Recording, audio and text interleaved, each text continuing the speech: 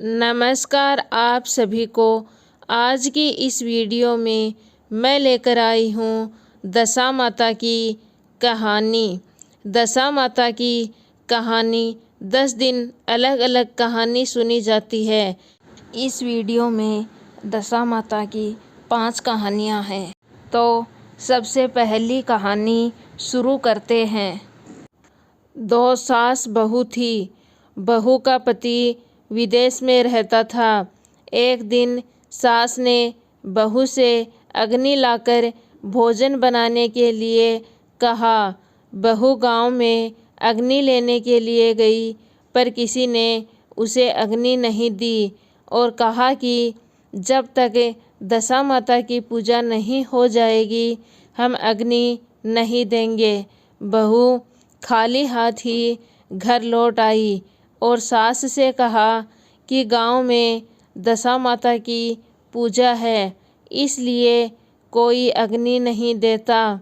शाम को जब सास अग्नि लेने के लिए गांव में गई तो गांव की औरतों ने कहा कि सवेरे बहू आई थी, पर दशा माता की पूजा नहीं हुई थी, इसलिए हम उसे अग्नि नहीं दे सकी। सास अग्नि लेकर घर के दरवाजे तक पहुंची ही थी कि एक व्यक्ति बछड़ा लेकर आया और उसके पीछे ब्याई कलोरी गाय थी। उसने पूछा कि यह गाय क्या पहलोठी ब्याई है? आदमी ने कहा, हाँ, बछड़ा है। सास ने बहू से कहा, तुम भी गंडे ले और व्रत कर। दोनों ने गंडे की पूजा की। सास बहू दोनों ने 10-10 अर्थात 20 फर्रे बनाए। 21वां एक बड़ा फर्रा गाय को दिया। पूजन करने के बाद सास बहू दोनों पारण करने बैठी। उसी समय बुढ़िया के लड़के ने दरवाजे पर आकर आवाज़ लगाई।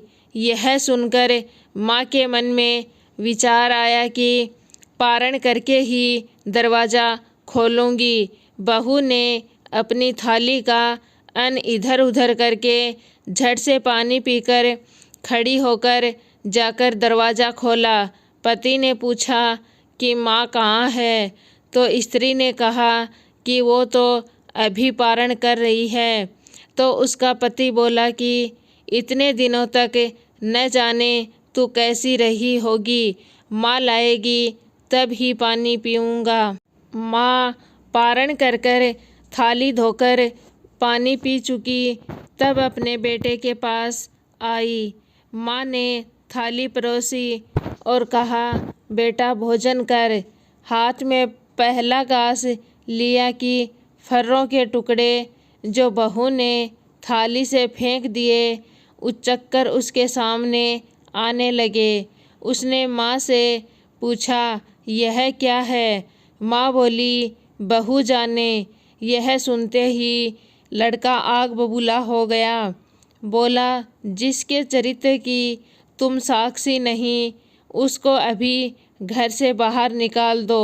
माँ ने अपने बेटे को हर तरीके से समझाया, परंतु उसने एक भी नहीं मानी। वह कहता रहा कि उसे घर से निकालो, मैं तभी घर में रहूँगा। माँ ने सोचा, बहू को थोड़ी देर के लिए घर से बाहर कर देती हूँ, इतने में बेटे का गुस्सा शांत हो जाएगा। उसने बहू से कहा, देहरी के बाहर जाकर उसारे के नीचे खड़ी रह। जब बहू खड़ी हुई तो उसारा बोला, दशा माता के विरोधी को मैं छाया नहीं दे सकता।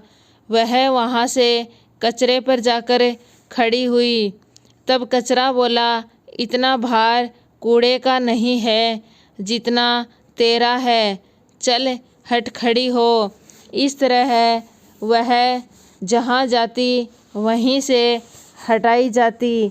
वह अत्यंत दुखी होकर जंगल में गई।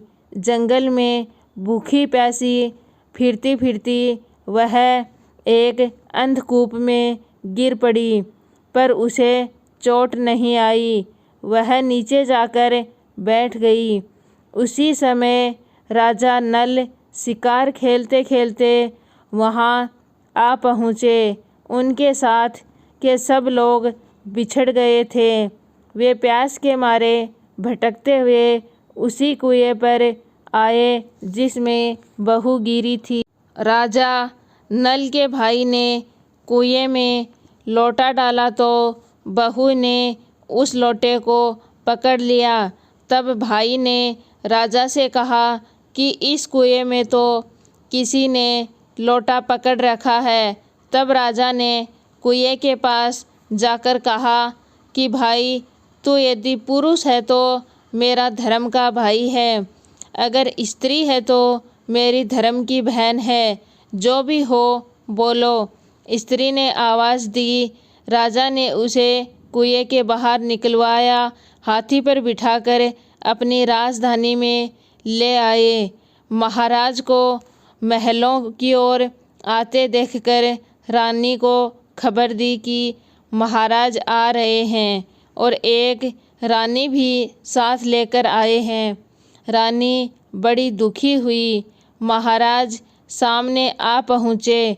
तब रानी ने विनय की, महाराज, मुझसे ऐसी क्या भूल हुई जो आप मेरे रहते दूसरा विवाह कर लाए। इस पर राजा नल ने हंसकर कहा कि यह तुम्हारी सौतन नहीं है, यह मेरी बहन है। यह सुनते ही रानी खुशी से झूम उठी।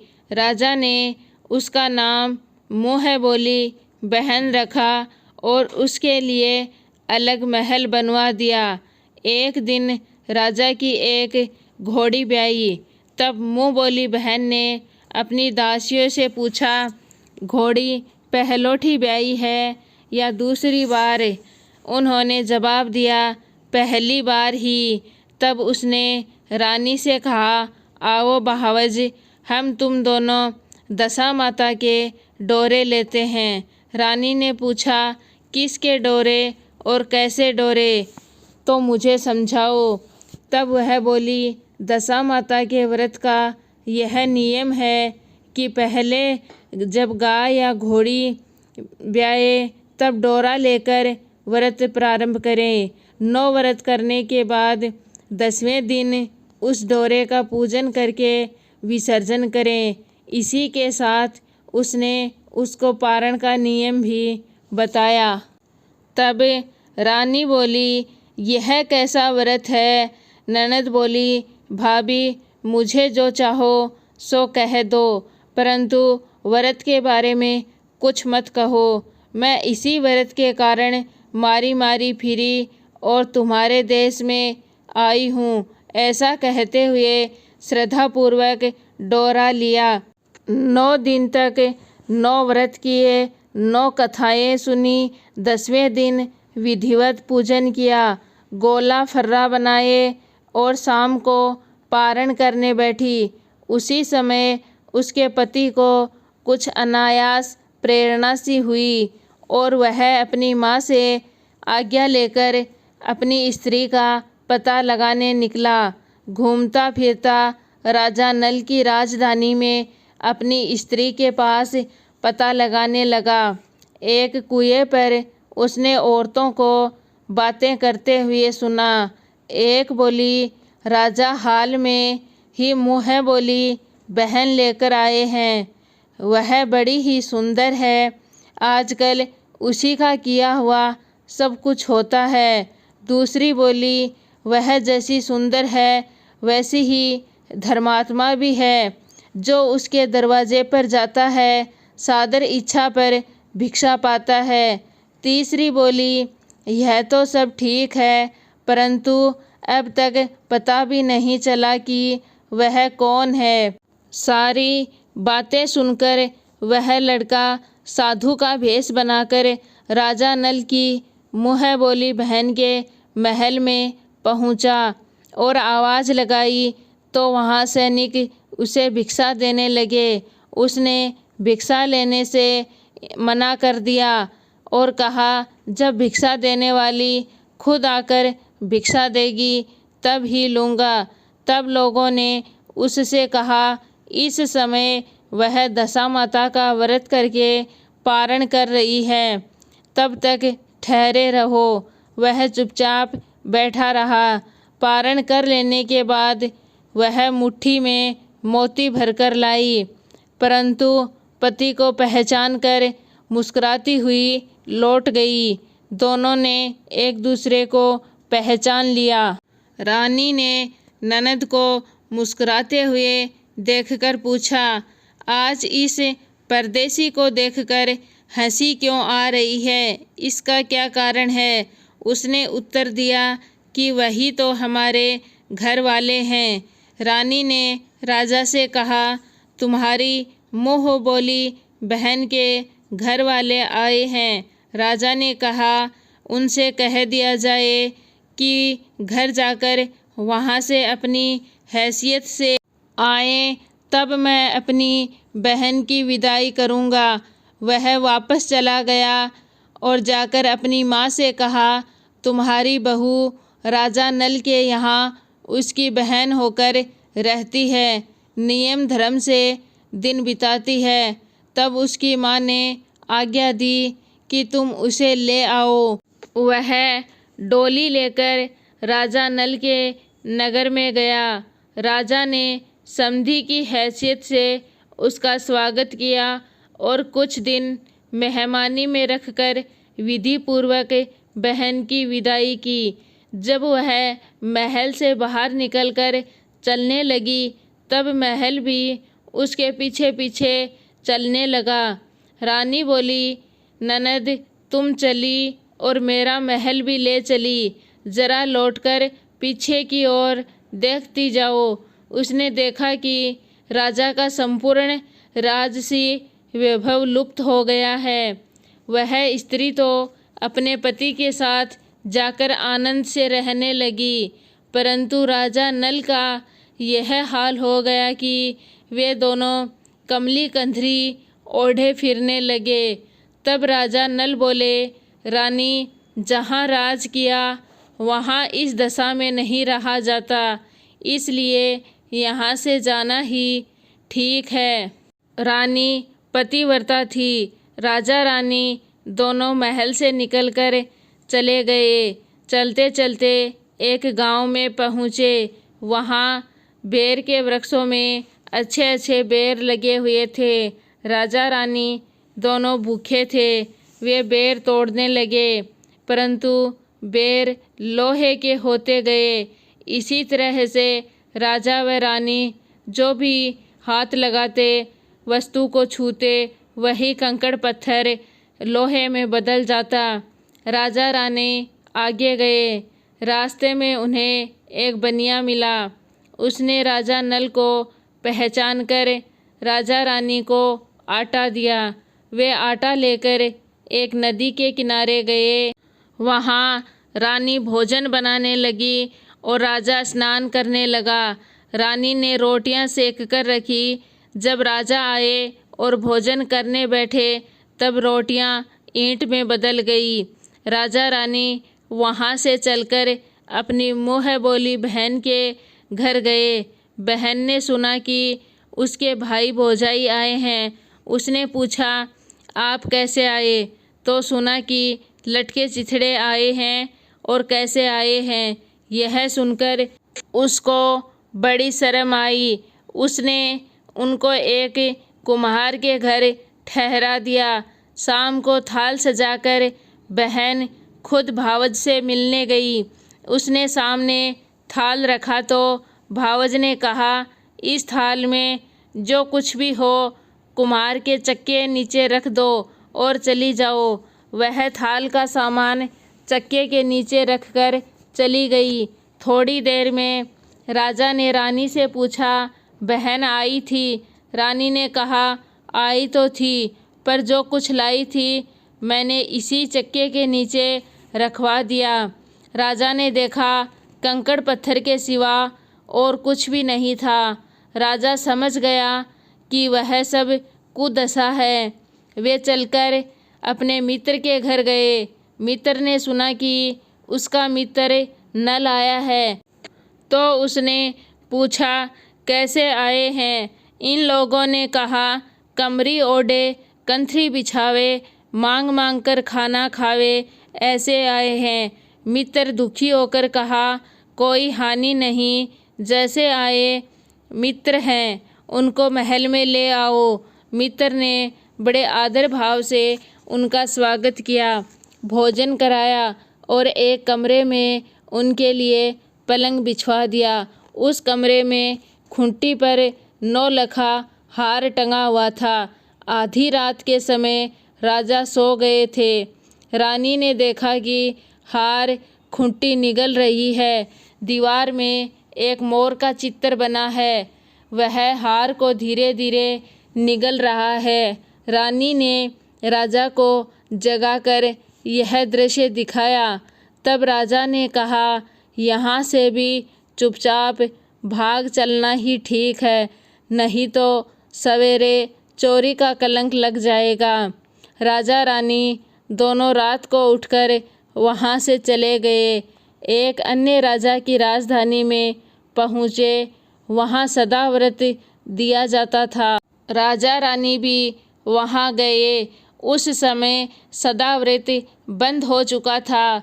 वहाँ के अधिकारियों ने कहा कि वह लोग न जाने कहाँ से अभागे आए हैं, मुट्ठी मुट्ठी चने दे दो। इस प्रकार अनादर और कुवाचे सहित दान लेना अस्वीकार करते हुए राजा रानी बोले कि ऐसी कंजूसी है तो सदाव्रत देने का नाम ही क्यों करते हो। इस पर दानाध्यक्ष ने कहा, राजा को कंजूस कहते हैं, इनको हवालात में बंद कर दो। इस तरह राजा रानी दोनों को जेल में बंद कर दिया। जिस कोठरी में राजा रानी कैद थे, उसी के सामने से आम रास्ता जाता था। एक मेहतरानी राजा की घुड़साल को पार हो उसी रास्ते से निकाला करती थी। एक दिन वह बहुत देर से निकली। तब रानी ने पूछा कि आज तुमने इतनी देर कहाँ लगाई। वह बोली, आज राजा की घोड़ी पहली बार ब्याई है। रानी ने पूछा, क्या बछेरा हुआ है? उसने जवाब दिया, हाँ। तब रानी ने राजा से कहा, एक बार मैंने तुम्हारी मुँह बोली बहन के डोरे का अनादर किया था, उसी दिन से हमारी दशा बदल गई। इसलिए मैं आज दशा रानी का डोरा लेती हूँ। राजा ने कहा, यहाँ पूजा की सामग्री कहाँ से आएगी? तब रानी ने कहा, वही दशा रानी सब कुछ करेंगी। तब 9 तार राजा की पाग के वह एक तार अपने अंचल को लेकर रानी ने डोरा बनाया और उसी समय से व्रत ठान लिया। थोड़ी देर में राजा खुद घोड़ी का बछेरा देखने के लिए उसी रास्ते से निकले। राजा ने नल दमयंती को कोठरी में बंद देखकर पूछा कि ये लोग कौन हैं और किस अपराध के कारण यहाँ बंद हैं। पहरेदारों ने कहा कि ये लोग भिक्षा लेने के लिए आए थे, आपको गालियाँ देते थे, इस कारण इन लोगों को कैद कर दिया गया है। राजा ने कहा, यह तो इनका कोई अपराध नहीं है, इनको संतुष्ट करना चाहिए, इनको अभी कैद से बाहर निकालो। राजा उनके पाँव में पद्म और माथे में चंद्रमा का चिन्ह देकर पहचान गया कि ये राजा नल और दमयंती हैं। तब उसने विनीत भाव से क्षमा प्रार्थना की और उन्हें हाथी पर बिठाकर अपने महल में ले गया। कुछ दिनों के बाद राजा नल सज धजकर अपनी राजधानी की ओर चले। पहले वह अपने मित्र के यहाँ गए। मित्र ने राजा नल के आने की खबर सुनकर पूछा, मित्र कैसे आए हैं? लोगों ने कहा, अब की बार वो बड़े ठाठ बाट से आए हैं। मित्र ने कहा, अच्छी बात है, आने दो, आखिर मित्र है। राजा रानी दोनों मित्र के महल में गए। उन्होंने उनका स्वागत करके उसी स्थान में फिर से उनका डोरा दिया। जहाँ वे पहले ठहरे थे। आधी रात के समय राजा सो रहे थे। रानी पैर दबा रही थी। तब उसने देखा कि मोर का चित्र जो हार को निगल रहा था उसे उगल रहा है। रानी ने राजा को जगाकर दिखाया। राजा ने भी अपने मित्र को बुलाकर वह चित्र दिखाया। तब मित्र बोला कि मैंने न तब तुमको चोरी लगाई थी न अब लगाता हूँ। यह सब कुदशा के कारण है।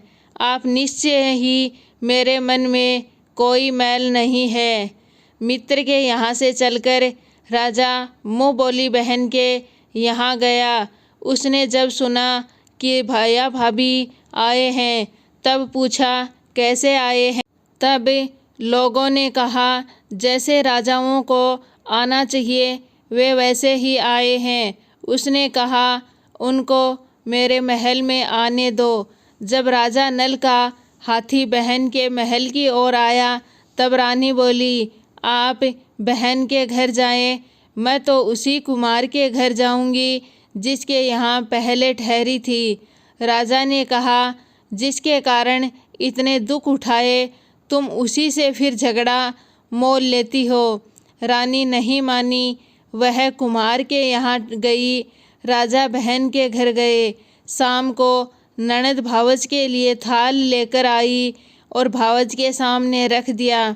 तब भावज सोने चांदी के गहने उतार कर रखने लगी और कहने लगी खाओ मेरे सोने रूप के गहनों, खाओ हम नंगे भूखे क्या खाएंगे। यह देखकर ननद बोली मुझे तो जो कुछ हो सका सो तब भी लाई थी वही अब लाई हूँ। सचमुच चक्का उठाकर देखा तो उसके नीचे मणिमाणिका का ढेर लगा था। रानी यह देखकर स्तब्ध रह गई। वह बोली ननद तुम्हारा कोई दोष नहीं है, यह सब मेरी कुदशा का ही कारण है। रानी ने ननद का लाया हुआ सब सामान कुछ अपनी तरफ से भी दिया परंतु पूजा का न्योता न दिया। वहाँ से आगे चले। नदी के तट पर पहुँचे तो वही पड़ाव पड़ गया। राजा का रसोवड़ा चेताया गया। जब भोजन तैयार हो गया राजा भोजन करने बैठे। उस समय वे रोटियां जो ईंट बन गई थी फिर से वे रोटियां बन गई। तब राजा ने पूछा कि ये सब क्या है। रानी बोली कि ये वही रोटियां हैं जो उस दिन अपने काम में नहीं आई थी। मैं यदि आपसे कहती कि रोटियां ईंट हो गई तो आप नहीं मानते। अब वहाँ से सेना सहित राजा रानी आगे बढ़े। जब राजा नल की फौज अपनी राजधानी के पास पहुँची तब सब उनको अपने राजा को पहचान कर बड़ा आनंद हुआ। वे उन्हें महल में ले गए। राजा रानी ने महल में प्रवेश करते ही पहले दशा माता की पूजा का प्रबंध किया। सौभाग्यवती स्त्रियों को आमंत्रित किया। भोग के लिए सब तरह के पकवान बनाए गए। आटे की बटी हुई 10 बत्तियाँ, 10 गुड़ या शक्कर की गुंजियाँ और 10-10 अठवाइयाँ सुहागिनों के आंचल में डाली गई। सुहागिनों का श्रृंगार आदि करके दशा रानी की पूजा आरंभ हुई। कलश स्थापित होकर दिया जलाया गया तो बत्ती ही न जली। तब पंडितों ने विचार करके कहा कि यदि कोई न्योता पाने वाला न्योते से रह गया हो तो स्मरण किया जाए, उसके आ जाने पर दीपक जल जाएगा। रानी ने कहा मैंने तो सभी को न्योता दिवाया, सिर्फ मुँह बोली बहन को न्योता नहीं दिया। राजा ने द्रुतगामी रथ भेजकर मुँह बोली बहन को बुला लिया। सुहागिनों को भोजन कराकर विदा कर दिया। उसी समय राजा ने राज्य में हुक्म जारी किया कि अब से मेरी प्रजा के लोग दशा माता का व्रत जरूर करें। हे भगवती दशा माता, जैसे राजा नल के कष्ट दूर किए वैसे इस कहानी के कहने वाले, सुनने वाले, हुंकार भरने वाले सभी के कष्ट दूर करना। दशा माता की दूसरी कहानी। एक राजा के 2 रानियां थीं। बड़ी रानी के कोई संतान नहीं थी, किंतु छोटी रानी के एक पुत्र था। राजा छोटी रानी और उसके पुत्र को बहुत प्यार करते थे। यह देखकर बड़ी रानी को ईर्ष्या होती थी। वह राजकुमार के प्राणों की प्यासी हो गई थी। बड़ी माँ ने उसके गले में काला सांप डाल दिया। वह लड़का दशा रानी का दिया हुआ ही था, तो दशा रानी की कृपा से लड़के के गले में पड़ा हुआ सांप आप ही सरक कर भाग गया। उसे जहर के लड्डू दिए। वह जैसे ही खाने लगा, वैसे ही दशा रानी ने किसी दासी के वेश में प्रकट होकर लड्डू छीन लिए। बड़ी रानी ने उसे पकड़कर गहरे कुएं में डाल दिया और दशा माता ने उसे बीच में ही रोक दिया। जब दोपहर का समय हुआ और कुंवर कहीं दिखाई नहीं दिया, तब राजा रानी को बड़ी चिंता हुई। जहाँ तहाँ लोग उसकी तलाश करने लगे। राजा रानी पुत्र शोक में रोने लगे। तब दशा माता एक भिखारिणी के वेश में राजकुमार को एक वस्त्र में छिपाए हुए भिक्षा के लिए राजद्वार पर आई। तब सिपाहियों ने दुत्कार कर कहा कि यहाँ तो राजा का राजकुमार खो गया है, तुझे भिक्षा की पड़ी है, चल हट यहाँ से। तब दशा माता बोली कि पुण्य का प्रभाव बड़ा होता है, यदि मुझे भिक्षा मिल जाए तो आपका खोया हुआ राजकुमार भी मिल जाएगा। यह कहकर वह दहलीज के भीतर पैर रखने लगी। उसी समय दशा माता ने एक वस्त्र में से बालक का पैर उघाड़ दिया। सिपाहियों ने समझा कि अभी कुंवर इसके हाथ में है, इसे जाने दो और कुंवर को भीतर छोड़ आने दो। उधर से बाहर आने लगेगी तब पकड़कर बिठा लेंगे। दशा माता कुंवर को लेकर भीतर चली गई। उसने राजकुमार को चौक में छोड़ दिया और वहाँ से वापस होकर चल दी, परंतु रानी ने उसे देख लिया था। उसने डांट कर कहा, तू कौन है? तूने 3 दिन से मेरे लड़के को छिपा कर रखा है, तुमने ऐसा क्यों किया? दशा माता वहाँ पर ठहर गई। उसने कहा कि रानी, मैं तुम्हारे पुत्र को चुराने वालों में व छिपाने वालों में नहीं हूँ। मैं ही तेरी आराध्य देवी दशा माता हूँ। तुझे सचेत करने आई हूँ कि तेरी सोत तुझसे ईर्ष्या रखती है, वही तेरे पुत्र को मारना चाहती है। अपने पुत्र को कभी उसके पास न जाने दें। और सारा हाल कह सुनाया। माता बोली, मैं तुमको चेतावनी देने आई हूँ। तब रानी भगवती के पैरों में गिर पड़ी। उसने विनीत भाव से प्रार्थना की कि जैसे आपने मेरे पुत्र की रक्षा की, वैसे ही मेरे सुख सौभाग्य की रक्षा करना। और कहा, आप सदैव मेरे घर पर ही रहिए। जो मुझसे सेवा पूजा हो सकेगी मैं वो करूँगी। दशा माता ने कहा कि मैं किसी के घर में नहीं रहती। जो श्रद्धापूर्वक मेरा नाम लेता है उसी के हृदय में रहती हूँ। मैंने तुझे साक्षात दर्शन दिया। इसके उपलक्ष्य में तुम सुहागिनों को न्योत कर उनको यथाविधि आदर सत्कार से भोजन कराओ और अपने नगर में तथा राज्य में ढिंढोरा पिटवा दो कि सभी लोग मेरा डोरा लिया करें और व्रत किया करें। यह कहकर दशा माता अंतर्ध्यान हो गई। रानी ने शहर भर की सौभाग्यवती स्त्रियों को निमंत्रण देकर बुलाया। उपटन से लेकर शिरोभूषण श्रृंगार तक उनकी यथाविधि सेवा करके वह गहने आदि देकर आंचल भरे और भोजन कराकर विदा किया। शहर और राज्य में ढिंढोरा पिटवा दिया कि अब सब लोग दशा माता का डोरा लिया करें। हे दशा माता, जैसे रानी के बेटे की रक्षा करी, वैसे ही इस कहानी को कहने वाले, सुनने वाले, हुंकार भरने वाले सभी की रक्षा करना। दशा माता की तीसरी कहानी। एक साहूकार था। साहूकार का परिवार बहुत बड़ा था। 5 बेटे व 5 बहुएं थी और एक बेटी थी। बेटी का विवाह तो हो चुका था, परंतु विदाई नहीं हुई थी। इस कारण वह अपने माता पिता के घर पर ही थी। एक दिन साहूकारिन दशा माता के डोरे लेने लगी। उसकी बहुओं ने भी डोरे लिए। उन्होंने सास से पूछा कि क्या ननद जी भी डोरा लेंगी। सास ने कहा जरूर। तब वे बोली कि उनकी व्रत के पहले ही विदाई हो गई।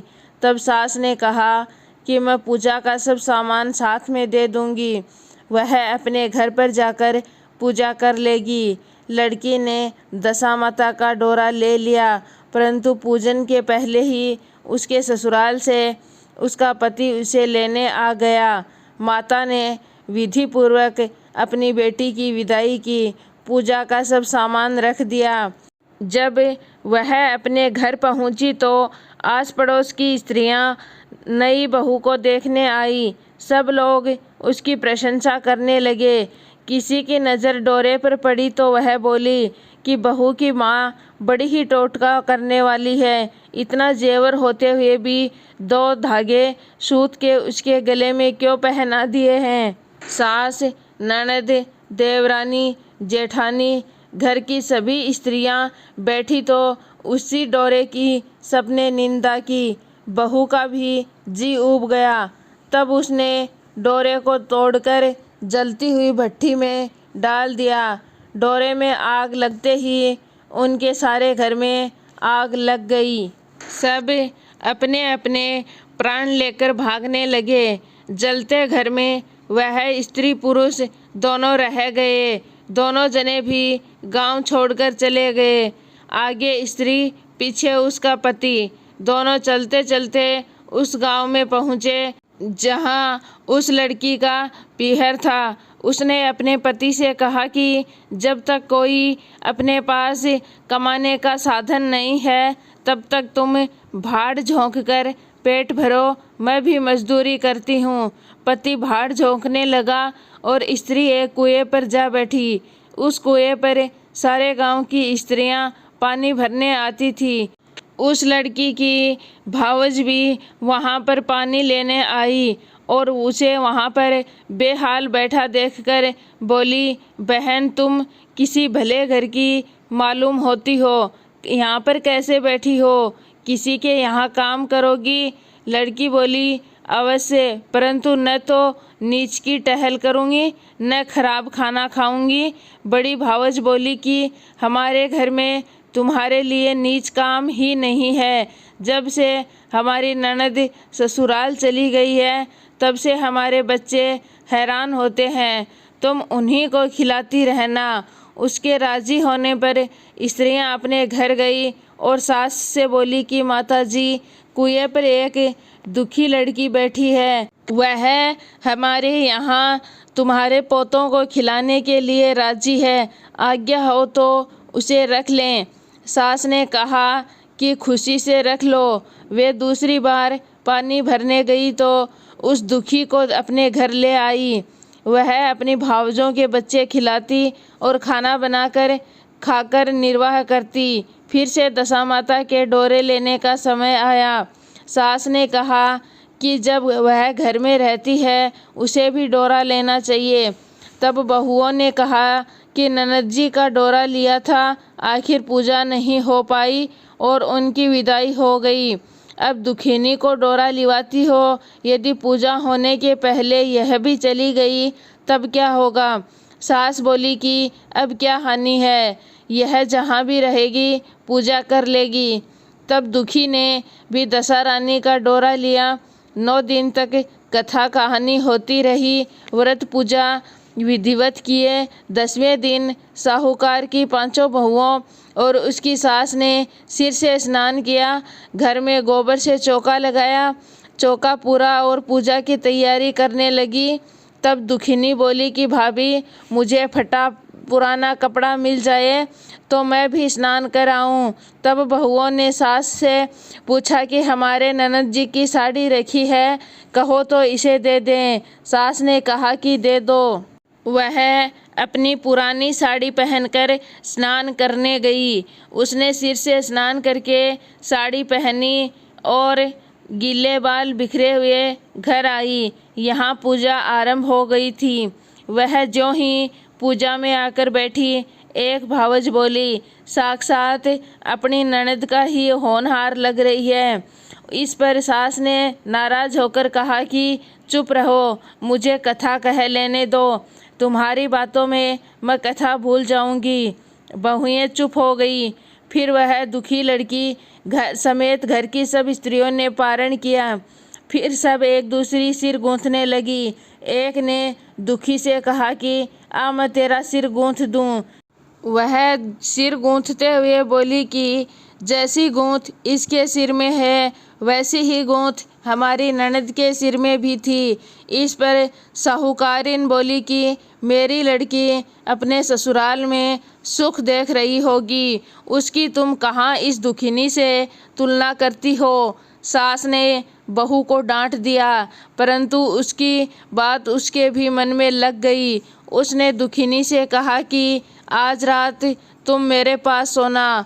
रात को जब बहुएं सो गई तब बुढ़िया ने पूछा कि क्यों दुखिनी, तेरे पीहर में कौन कौन है। उसने जवाब दिया कि ऐसे ही 5 भाई 5 भौजाई, तुम जैसी माँ और पिता थे।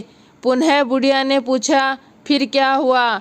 वह बोली कि मैंने अपने पीहर में दशा माता का डोरा लिया था, उसका पूजन नहीं हो पाया, ससुराल को विदा हो गई। वहाँ स्त्रियों ने मेरे गले में डोरा देखकर हंसी उड़ाने लगी। तब मैंने उस गंडे को आग में डाल दिया। उसी गंडे के साथ साथ सारा घर जलकर खाक हो गया। सब लोग 3-13 हो गए। हम दोनों जने भागकर वहाँ से चले आए। माता ने पूछा कि तेरा पति कहाँ है। वह बोली वह तो भड़बूजों के यहाँ भाड़ झोंकते हैं। साहूकारिन अपनी लड़की को पहचानकर उसको गले से लगाकर रोने लगी। उसके रोने का शब्द सुनकर 5 लड़के उसके पास आए। तब बुढ़िया ने कहा कि यह दुखिनी और कोई नहीं है, तुम्हारी सगी बहन है। तुम्हारा बहनोई भड़बूजे के यहाँ भाड़ झोंकता है। दशा रानी के कोप से इनकी ये दशा हुई है। सवेरा होते ही 5 भाई भड़बूजे के घर गए और जैसे तैसे दामाद को घर लाए। उन्होंने उनको स्नान कराया और अच्छे कपड़े पहनाए। कुछ दिनों बाद उन्होंने दुखिनी को विदा कर दिया। दुखिनी अपनी दशा पर विचार करती हुई जब ससुराल जा रही थी तब मार्ग में उसे एक नदी मिली। वहाँ पर कुछ अप्सराएं नहाकर दशा रानी का गंडा ले रही थी।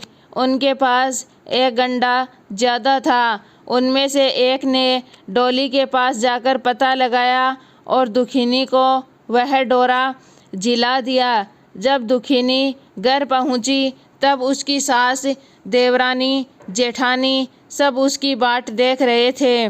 दुखिनी ने कहा कि तुम लोगों ने पहले दशा रानी के डोरे की निंदा की थी, इसलिए सबका बिछो हुआ और घर का धन धान्य स्वाहा हो गया। अब की बार कोई गंडे की चर्चा न करें। सबने खुशी से उसकी बात मान ली। 9 दिन कथा कहानियाँ कही। 10वें दिन विधि से गंडे की पूजा हुई। 7 सुहागिनें न्योती गई। मेहंदी आदि से उनका श्रृंगार कराकर आंचल भरे। इस प्रकार खुशी से दशा रानी का पूजन हुआ। दशा रानी ने जैसे दुखिनी की दशा फेरी वैसी वह सब पर कृपा करें। दशा माता की चौथी कहानी। एक राजा की रानी बहुत ही कोमल थी। वह फूलों की सेज पर सोया करती थी। एक दिन सेज में कच्ची कली बिछ गई, जिससे रानी को नींद नहीं आई। तब राजा ने पूछा, आज तुमको नींद क्यों नहीं आई? तो रानी बोली कि आज सेज में एक कच्ची कली रह गई है, वही मेरे शरीर में गड़ती है, चुभती है। उसी समय दीपक हंसा। राजा ने दीपक से प्रार्थना की कि हे दीपक देव, आप क्यों हंसे? उस ज्योति स्वरूप दीपक ने उत्तर दिया कि अभी तो रानी कच्ची कली के कारण ठसकती है, कल सवेरा होते ही जब सिर पर बोझा ढोवेगी तब क्या होगा? राजा ने पूछा कि क्या मेरे देखते मेरे जीते जी ऐसा हो सकता है? तब दीपक ने उत्तर दिया, हाँ। उसकी ऐसी भविष्यवाणी सुनकर राजा ने अपने मन में कहा कि देववाणी असत्य तो नहीं हो सकती। रानी को अवश्य ही बोझा ढोना पड़ेगा, परंतु यह हो सकता है कि यदि मैं इसको जीते जी समुद्र में बहा दूं, तो यह बोझा ढोने से बच जाए, क्योंकि जब समुद्र में वह डूब जाएगी तब बोझा कौन ढोवेगा? राजा ने उसी समय रानी से कहा, चलो हम तुमको तुम्हारे पीहर छोड़ के आते हैं। रानी तैयार हो गई। तब राजा ने उसे संदूक में बिठाकर नदी में बहा दिया। वह नदी समुद्र में ऐसी जगह जाकर मिलती थी जहाँ उस राजा के बहनोई का राज्य था। समुद्र से मोती की सीपें निकाले जाने का राजा का ठेका था। रानी का संदूक बहता हुआ जब वहाँ पहुँचा, तब राजा ने अपनी सेना से कहा कि संदूक को मेरे सोने के कमरे में रख दिया जाए। राजा के सोने के कमरे में संदूक पहुँचते ही रानी ने सुना कि राजा ने उसे समुद्र में पाया है। तब वह फौरन उसे देखने के लिए गई। उस समय वहाँ से पहरेदार हट गया। रानी ने कौतूहलवश संदूक खोला। उसने देखा कि उसके भीतर एक सर्वांग सुंदरी 16 श्रृंगार किए बैठी है। रानी ने अपने मन में सोचा कि अगर राजा इसको इस दशा में देखेंगे तो इसी के हो जाएंगे, मुझको त्याग देंगे, इसलिए इसका चेहरा बिगाड़कर संदूक में बंद कर देते हैं। उसने रानी के जेवर कपड़े सब उतारकर तथा मैले कुचले फटे पुराने कपड़े पहना दिए और संदूक को वापस बंद कर दिया। राजा जब महल में आया तब उसने रानी को पूछा कि क्यों रानी, तुमने देखा इनमें क्या है? रानी ने जवाब दिया कि मैंने कुछ नहीं देखा। राजा ने रानी के सामने संदूक खुलवाया तो उसमें फटे पुराने पहने एक भिखारन सी दिख रही थी। रानी ने कहा कि यह तो कोई निर्वासित भिखारन दिखाई देती है, इसको कारखाने में भिजवा दो, वहाँ लकड़ी ढोती रहेगी और खाना खाती रहेगी। राजा ने रानी के कहे अनुसार उसे कारखाने में भेज दिया। एक दिन रानी की सहेलियां नदी में स्नान करके दशा रानी के डोरे ले रही थी। एक डोरा ज़्यादा था, इसी विचार में थी कि यह किसको दिया जाए। संजोग से वह लकड़ी ढोने वाली रानी उसी समय वहां जा पहुंची। उन्होंने उससे कहा कि बहन, यदि तुम कोई नीच वर्णन न हो तो हमारा डोरा ले लो। रानी ने कहा कि मुझे गंडे लेने से इनकार नहीं करना चाहिए, परंतु मुझे तो खाने भर को ही मिलता है, मैं इसकी पूजा कैसे करूंगी? वे बोली कि तुम इसकी चिंता मत करो, हम रोज़ इस जगह स्नान करने आया करेंगी, 9 दिन तक कथा करेंगी, तुम भी नित्य कथा सुन जाया करो। 10वें दिन पूजा होगी, तब तक दशा रानी चाहेगी तो अवश्य तुम्हारी दशा बदल जाएगी। तब रानी ने श्रद्धापूर्वक डोरा ले लिया। उसी दिन रानी के पति को यह चिंता होने लगी कि रानी को संदूक में बंद करके बहा तो दिया, परंतु उसका कोई समाचार नहीं मिला। यह क्या हुआ? राजा ने सोचा कि किसी भी तरह रानी को ढूंढना चाहिए। राजा एक नौका पर सवार होकर नदी द्वारा यात्रा करता हुआ अपने बहनोई के राज्य में जा पहुंचा। जब वह लेटने लगा तब बहन से बोला कि मेरे हाथ पैर में बहुत दर्द है, किसी सेवक को बुलवा दो।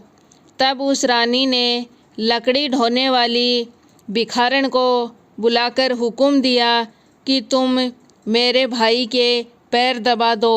वह बड़े संकोच में पड़ गई। अपने मन में अनेक विचार करती है कि मैं परपुरुष के पैर कैसे छूऊं। मजबूर उसे यह स्वीकार करना पड़ा। राजा के पैर दबाते दबाते रानी को उसके पाँव का पद्म दिख पड़ा। रानी चुपचाप रोने लगी और उसके आंसू राजा के पैरों पर टपक पड़े। तब उसने पूछा कि क्यों दासी, तुम क्यों रो रही हो? तुम अपना भेद मुझे बता दो। मेरे कारण तुझे किसी प्रकार का दुख नहीं पहुँचेगा। तब रानी बोली कि जैसा पद्म आपके पैर में है वैसा ही मेरे पति के पैर में भी था। पहले दिनों की याद आने से मुझे रोना आ गया। तब वह राजा समझ गया, अब तुम पैर मत दबाओ, आराम से सो जाओ। जो तुम्हारे भाग्य में लिखा था वह तुमको भोगना ही था। मैंने उसे टालने के लिए जो उपाय सोचा था उसका उल्टा हुआ। तुम्हें भार ढोना था वो ढोना ही पड़ा। सवेरा हो गया, दिन बहुत चढ़ गया, परंतु न ही तो अतिथि राजा सोकर उठा और न ही पैर दबाने वाली दासी बाहर निकली। तब उसकी बहन को चिंता हुई। थोड़ी देर बाद दासी बाहर निकल कर आई और कारखाने में काम करने चली गई। रानी ने अपने भाई के पास जाकर उसे जगाया। तब वह बोली कि मेरे माथे में पीड़ा अनुभव है, मैं अभी नहीं उठूँगा। इस समय मेरा जी भी बहुत व्याकुल हो रहा है, मुझे मत सताओ। रानी ने पूछा कि आखिर बात क्या है, कुछ बोलो भी। राजा ने कहा कि बड़े ही शर्म की बात है। मैंने तुम्हारी भाभी को जानबूझकर तुम्हारे पास इसलिए भेजा था कि यहाँ से आराम से रखा जाएगा, परंतु तुम उससे मजदूरी के साथ लकड़ी ढुलवाती हो। क्या इसलिए उसे तुम्हारे पास भेजा था? तब बहन बहुत लाचार होकर बोली कि भैया, वह तो एक संदूक में बंद थी, नदी में बहती हुई आई थी। हमें क्या पता था कि यह मेरी भाभी है। उसने दासी को कहा कि उस लकड़ी ढोने वाली को बुलाकर लेकर आओ। जब लकड़ी वाली दासी आई तो उसने अपनी भाभी से माफ़ी मांगी। बहन के पास रहने के पश्चात वह राजा अपनी रानी के साथ राजधानी लौट आया। रानी ने अपने महल में पहुंचकर सुहागिनों को न्योता दिया। धूमधाम से दशा रानी के गंडे की पूजा की और गांव भर में ढिंडोरा फेर दिया कि आज से अमीर गरीब सब दशा रानी के गंडे लिया करें और अपनी श्रद्धा के अनुसार पूजा करें। जिस प्रकार दशा रानी ने उस रानी के दुख के दिनों को दूर किया, वैसे ही इस कहानी को कहने वाले, हुंकार भरने वाले, सुनने वाले अपने सभी भक्तों के कष्ट दूर करना और उनकी सभी मनोकामनाएं पूर्ण करना। दशा माता की 5वीं कहानी। एक गांव में दो सास बहू रहती थी। सास ने अपनी बहू से कहा कि जाओ आग लेकर आओ, फिर भोजन बनाओ, बड़ी भूख लगी है। बहू आग लेने गई। उस दिन गांव में घर घर दशा रानी की पूजा कर रहे थे। इस कारण किसी ने भी उसको आग नहीं दी। वह खाली हाथ ही अपने घर लौट आई। शाम के समय वह अपनी पड़ोसनों के पास गई और उनसे बोली कि मेरी सास तो कभी दशा रानी का गंडा लेती नहीं, परंतु अब की बार जब दशा रानी के गंडे पड़े तब आप मुझको बताना, मैं भी गंडा लूँगी। इसके बाद जब गंडे पड़े तब बहू ने सास से चोरी से दशा रानी का गंडा ले लिया। 9 दिन तक उसने अपनी पड़ोसन के साथ जाकर कथा कहानी सुनी, पूजा करी। 10वें दिन उसे चिंता हुई कि अब मैं पूजा कैसे करूँगी। तब वह मन ही मन दशा रानी का ध्यान करने लगी और सोचने लगी कि अगर सासू जी बाहर चले जाएं तो मैं भी पूजा कर लूं। दशा रानी की कृपा से सासू जी को खेतों पर जाने की सूझी। उसने अपनी बहू से कहा कि बहू, तुम भोजन बनाकर तैयार रखना, जब तक मैं खेत खलियान देखकर आती हूँ।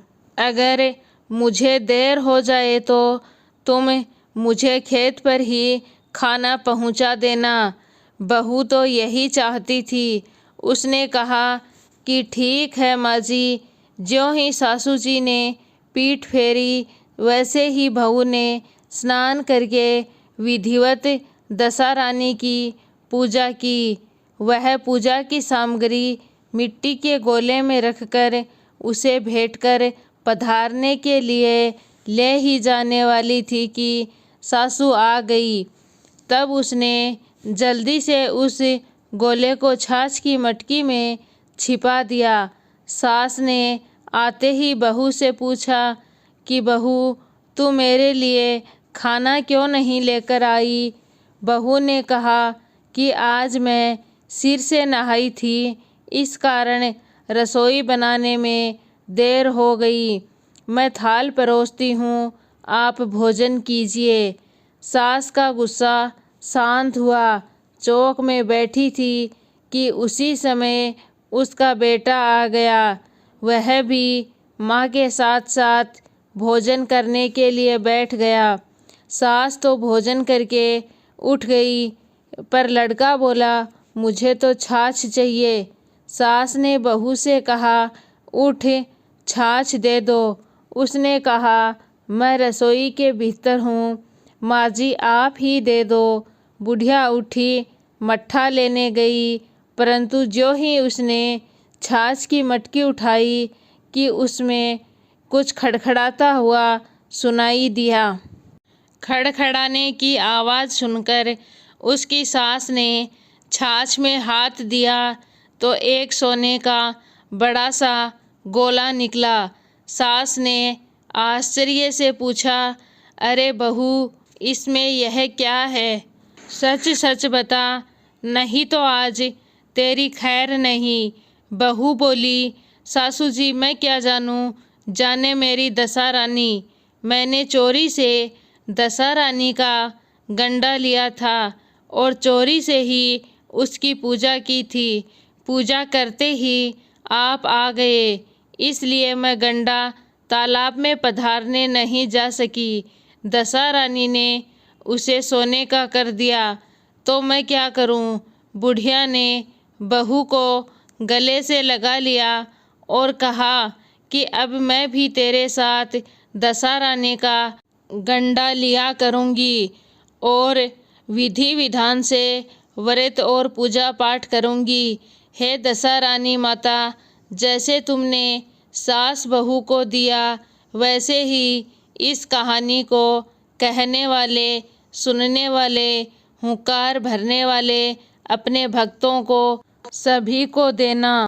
दशा रानी की यह कहानी आपको पसंद आई है तो वीडियो को लाइक करें, शेयर करें और प्लीज़ चैनल को सब्सक्राइब ज़रूर करें।